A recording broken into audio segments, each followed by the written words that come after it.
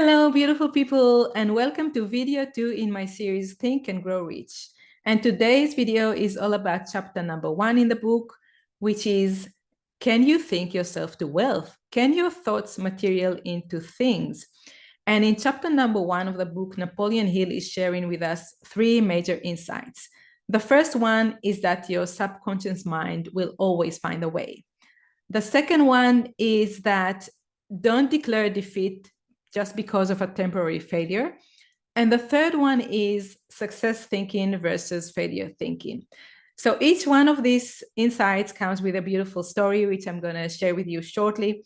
But before we dive into each and every story, I want to emphasize that you need to start this journey when you know exactly what you want, when you already know what kind of life you want to create for yourself, and you have a strong desire to make it happen.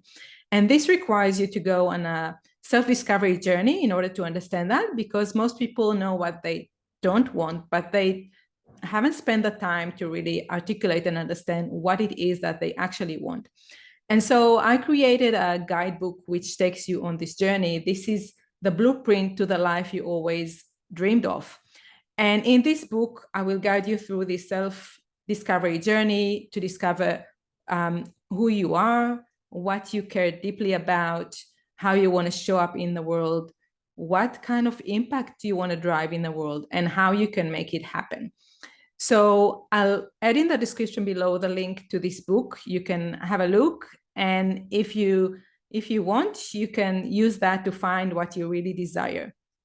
So this is what your first step in order to actually think and grow rich. So now let's jump into the 3 points which I mentioned before. The first one was about your subconscious mind and how it finds a way. And this is a story about Edwin Bernays, which had a strong desire to become a business partner with Thomas Edison, which was already back then a famous scientist and very wealthy one. And Mr. Bernays actually didn't have any money. He didn't even finish school, but he knew that he wanted to work not for Thomas Edison, but work with Thomas Edison. But he didn't know how to make it happen because he didn't know Thomas Edison. And he didn't even have the money for the train fare to get to where the offices of Thomas Edison were. And so already he had 2 obstacles to fulfill his wish, his desire. And so he started to think, okay, how am I going to do that? How am I going to overcome this obstacle? And this is where his subconscious mind started to work on solution to find answer to these questions. And science actually backing up that fact that when we formulate a question in our mind, in our conscious mind, when we think about a problem that we want to solve, and we have a strong desire to make it happen, then something magical happens in the brain, because our subconscious mind start to think about it. It starts to form new connection and to find new ways to make it happen. And so while we're busy with other stuff, washing dishes, taking a shower, go for a walk, reading a book, our subconscious mind is working on finding solution to this problem. And this is where you find that answers are bubbling up in your mind. Suddenly you have this aha moment where you find an answer to this problem. And this process is called the creative problem solving. And so if you know exactly what you want, if you have a specific problem that you want to solve, a specific desire, then know that your subconscious mind is going to work on it and find the ways for you to make it happen. And this is what happened with Mr. Bernays, because what he found, the idea that he came up with is that even though he didn't have money for a train ticket, he can jump on a freight train and reach Thomas Edison office. And so this is what he did. And he reached Thomas Edison office and he managed to have a conversation with Thomas Edison. And this is how Thomas Edison described this meeting later on. He said that in front of him was a man that looked like a homeless person, but there was something special about this person. There was something in his eyes, there was something in his facial expression that Thomas Edison saw in front of him, a man that is not going to take no for an answer. He knew that this person is going to do everything and anything he needs to do in order to make his desire happen, to fulfill his desire. And Thomas Edison went on and said that because of that determination look in that person's eyes, because he saw that this person is not going to settle for no as an answer, he gave that man an opportunity to work in his office, to work for him. And so Mr. Barnett started working for Thomas Edison, and he kept thinking, how can I make myself partner with Thomas Edison? What opportunities can I find to make it happen? And again, his subconscious mind was working on that while he was doing other things. And then one day he found the opportunity to make it happen. That was when Thomas Edison came up with a new invention. And he showed that invention to his salespeople and asked them to sell it for him. But they said, you know what? We don't believe in this invention. We actually don't think there is a market for it. And so we don't really want to sell it. And when Mr. Barnes heard about it, he said, okay, this is my opportunity. This is how I'm going to become a business partner with Mr. Thomas Edison. And he said to Thomas Edison, I will do it for you. I'm going to sell this product for you. I can do that. And he started doing that. And from that emerged a partnership of 30 years. Mr. Barnes became business partner with Thomas Edison. He sold a lot of that product, and he became very wealthy as a result. And so he made his dream come true by thinking about it and finding ways to reach his goals with the power of his mind.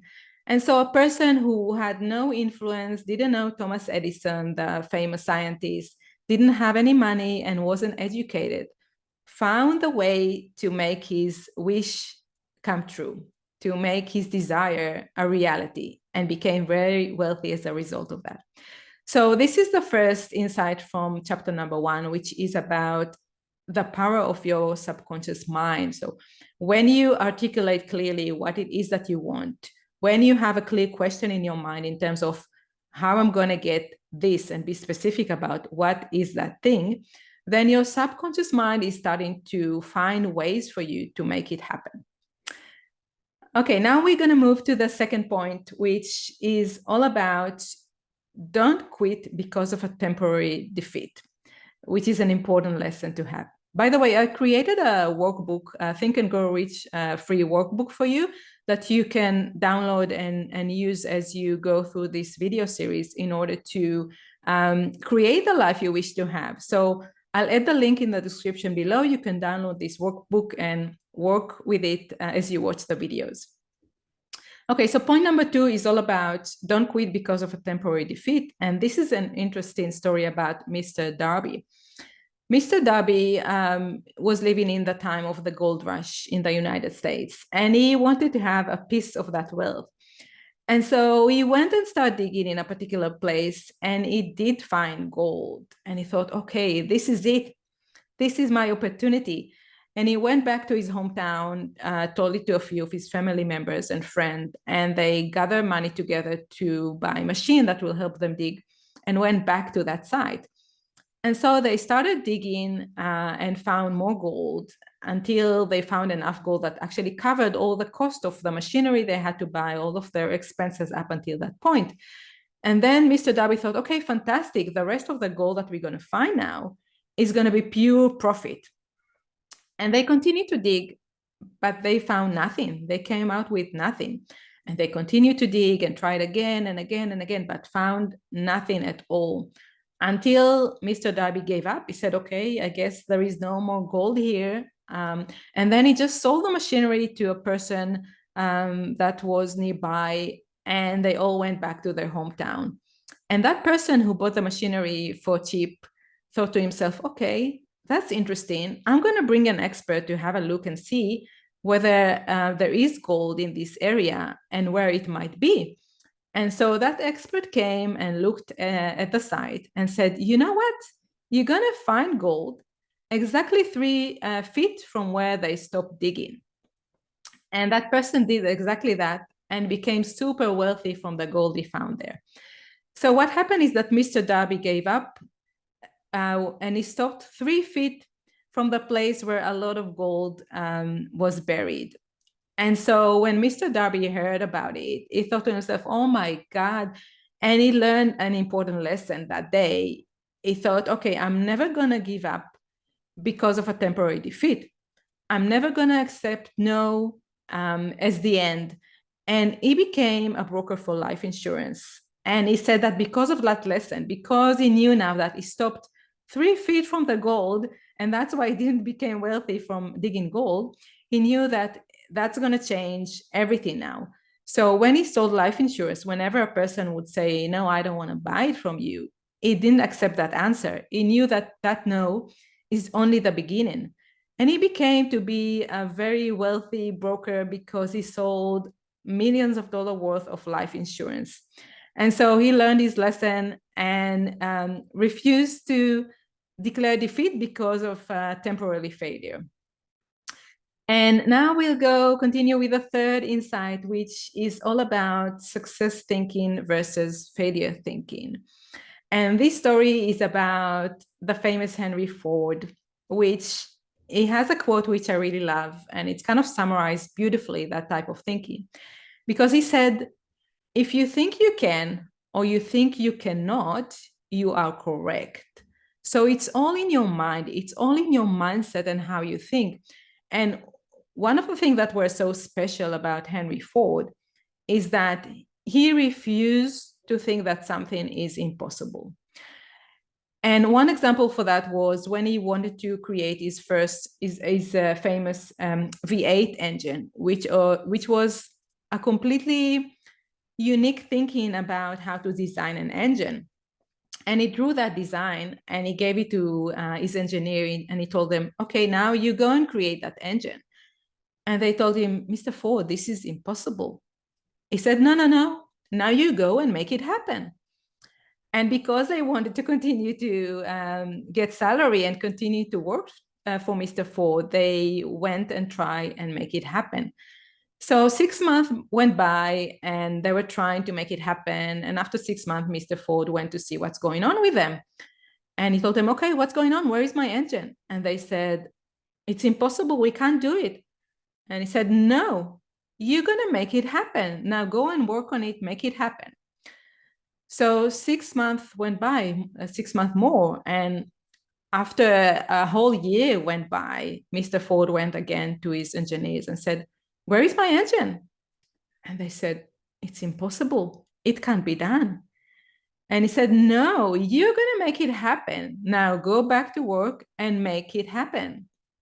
And then something shifted in the engineer's mind, and they managed to find a way to make it happen, and they created that engine.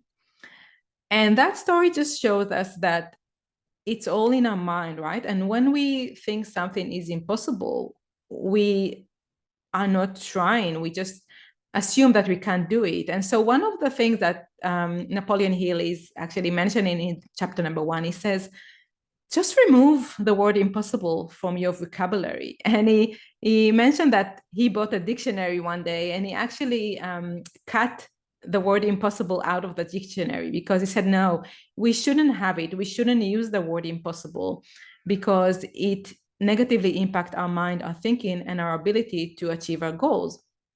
And so this is the insight from Henry Ford's story, that you need to think that it's possible. You have to believe that it's possible. It's all in your mind. If you think you can or you think you cannot, this is correct.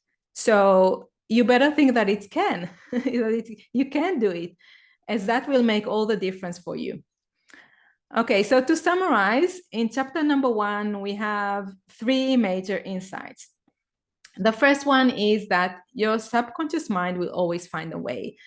So if you can articulate clearly what is it that you want, be really specific, or articulate the problem that you want to solve, then your subconscious mind will work on that in the background and find new ways to make it happen, find creative and innovative solutions to make it happen.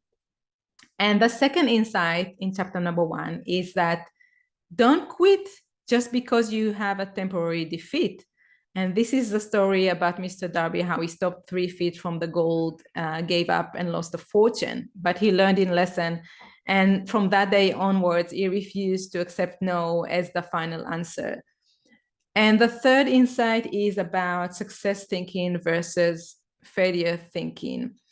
And often as human beings, we focus in on what problem we may encounter, why we can't do something, or the reason why we'll fail. While in fact, we need to focus on success stories, right? On how we can make it successful and what we can do to realize our dreams and what we want to achieve. So the point here is to focus on success and not on failure, to focus on how we can make it happen and not on what can go wrong that will create failure for us. And so it's all in our mind. It's all in your mind. You can actually think yourself to wealth. But the main thing before you go on this journey is to really understand what it is that you desire. What is it that you really want? You have to be really clear about what you want. And this is why it's so important to start this journey with a self-discovery exploration to really understand it, because often we don't spend the time to understand what we want. We know what we don't want, but we don't know what we actually want.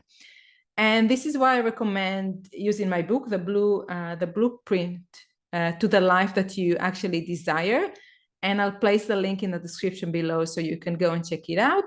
And you can also download the free workbook for this series, Think and Grow Rich, so you can work on it as you watch the videos. Okay, that's it for this video, and I'll see you in video number 3.